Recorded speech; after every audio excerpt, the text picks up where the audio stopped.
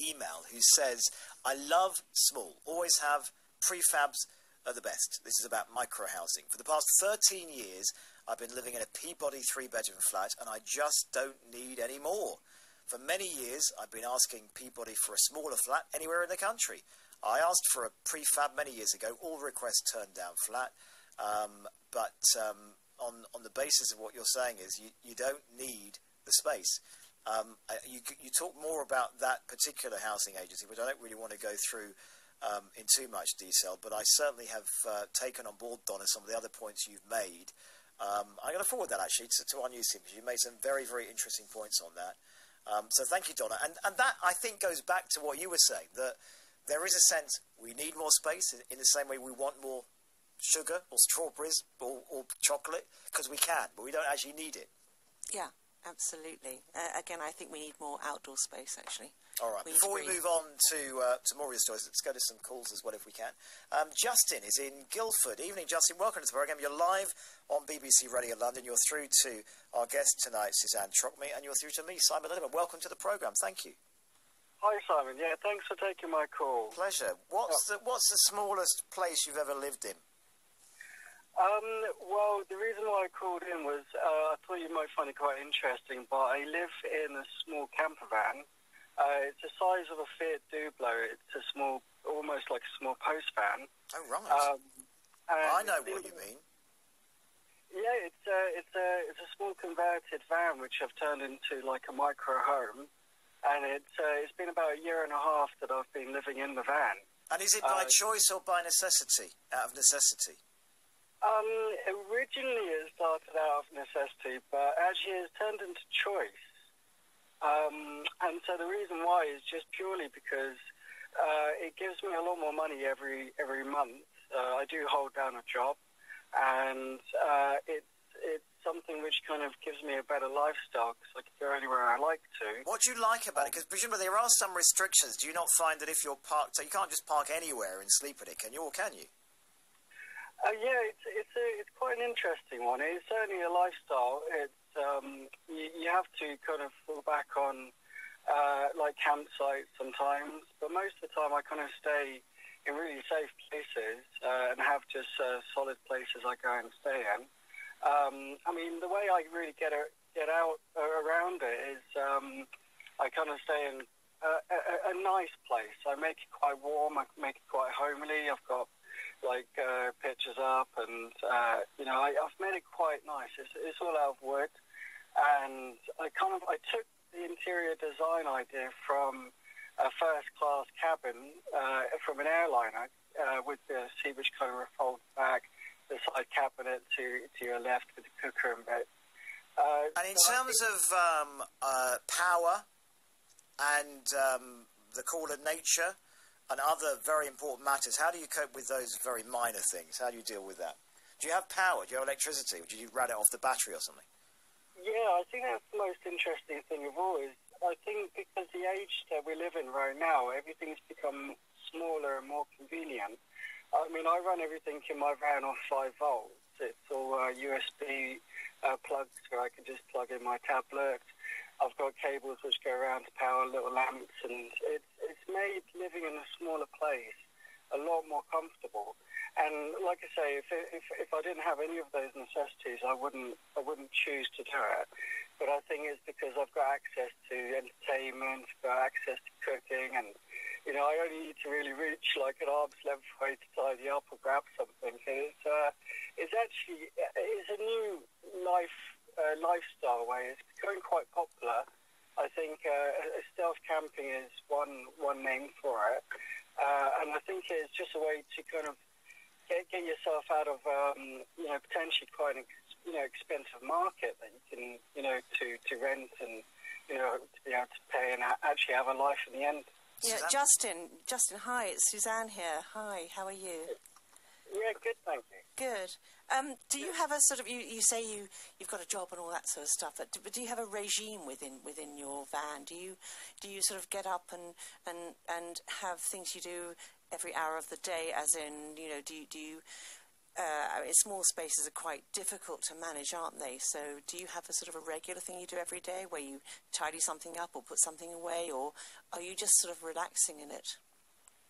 Oh, well, I think it's a bit of both, to be honest, actually. I think I spend a lot more time relaxing because there's less things to do.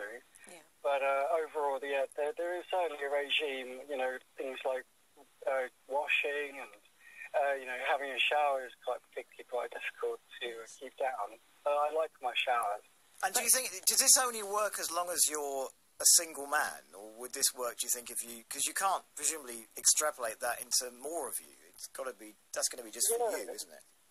Well, I think it's been more in my life, it's been throughout my life, actually. I've owned camper vans, I convert camper vans, and I have a YouTube channel with Justin Meynell, and you can go and see, like, the vans that I've done previously. So I think just through my life, I've been able to travel, you know, through Europe, and I've been able to stay in really great places with a partner or without. And so I think maybe my mentality is a little bit more adjusted to it, and I do feel that as much as I'm comfortable being in a van, I do sense it's more how others kind of perceive that.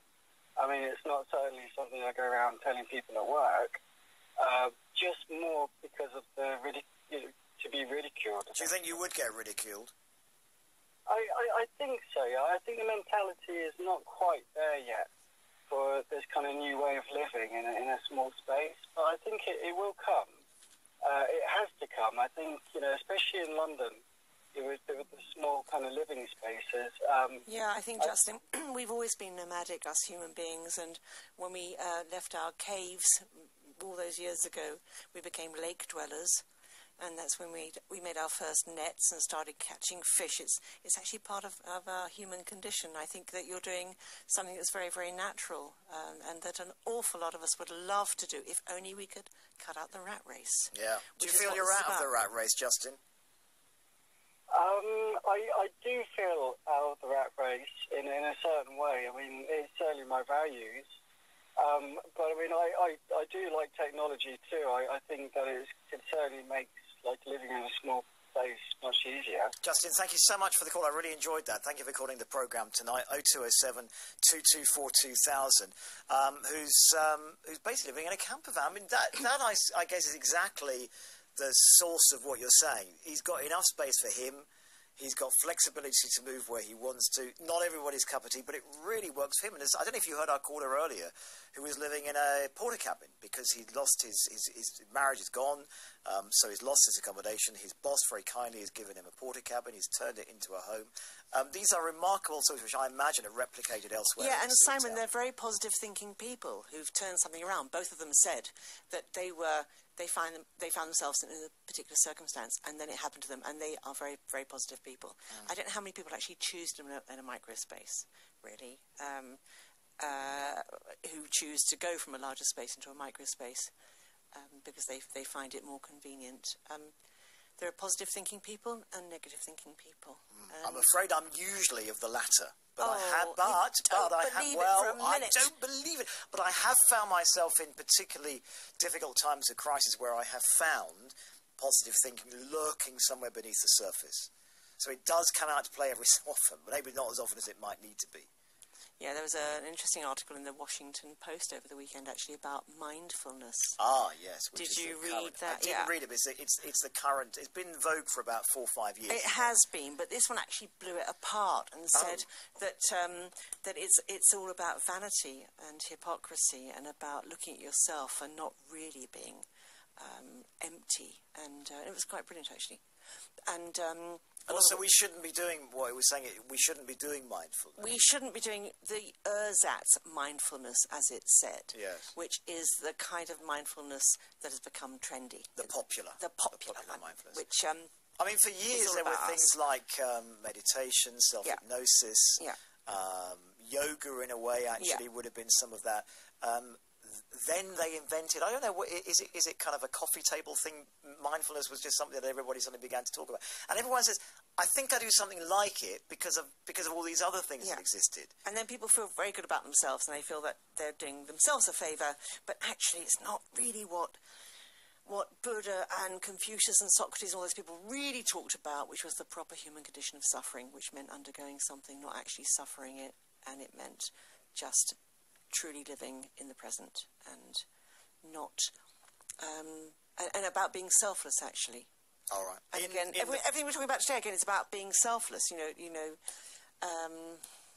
What happens when we lose everything with regards to the hurricane? What happens when we find we have no opportunity other than living in a small space?